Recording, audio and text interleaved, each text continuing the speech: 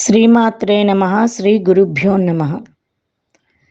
జ్ఞానానందమయం దేవం నిర్మలస్ఫటికాకృతిం ఆధారం సర్వవిద్యానాం హయగ్రీవముపాస్మహే.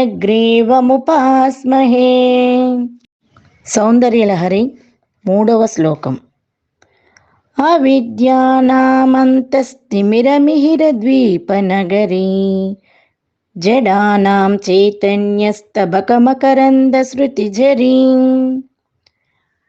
దరిద్రాణాం చింతామణి గుణనికా జన్మజలధౌ నిమజ్ఞానాం ద్రంష్టా మురరిపురహాస్యా భవతి.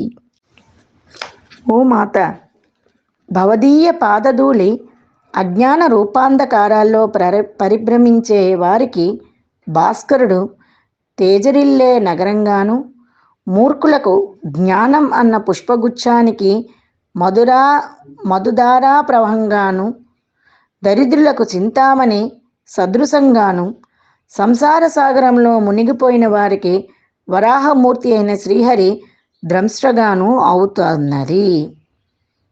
2వ శ్లోకంలో తనీయాంశం పాంసుం వర్ణించిన అమ్మవారి పాదధూళికి ఉన్న మహిమ ఈ శ్లోకంలో విశేషంగా చెప్పబడింది.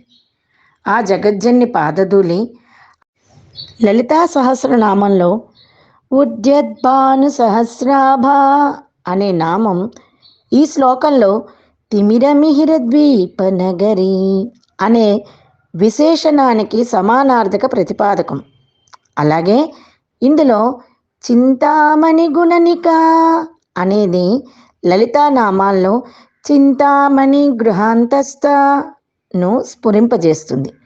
దీనిలోనే జన్మ జలధౌ నిమగ్నానాం అనే పదములు సంసార పంక నిర్మజ్ఞ సముద్ధరణ పండిత అనే నామానికి ప్రతిబింబం. ఇక్కడ జన్మ జలధి అంటేనే సంసార సముద్రం. సముద్రంలో ఆటుపోట్లు సహజమే కదా. ఈ ఆటుపోట్లు తట్టుకుంటేనే సంసార సాగరాన్నిదే గనులకు ఒక చిన్న ఆశాకిరణం వంటిది ఈ దైవకృప.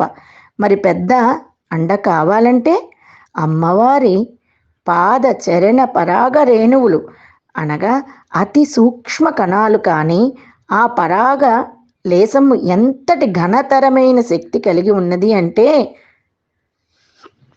విష్ణువు ఆదివరాహవతారం ఎత్తినప్పుడు మొత్తం భూభారాన్నంతటిని కేవలం ఒక్క కొరపై మోసాడు కదా. అంతటి భారాన్ని ఒక్కొక్క రేణువే కలిగి ఉన్నదట.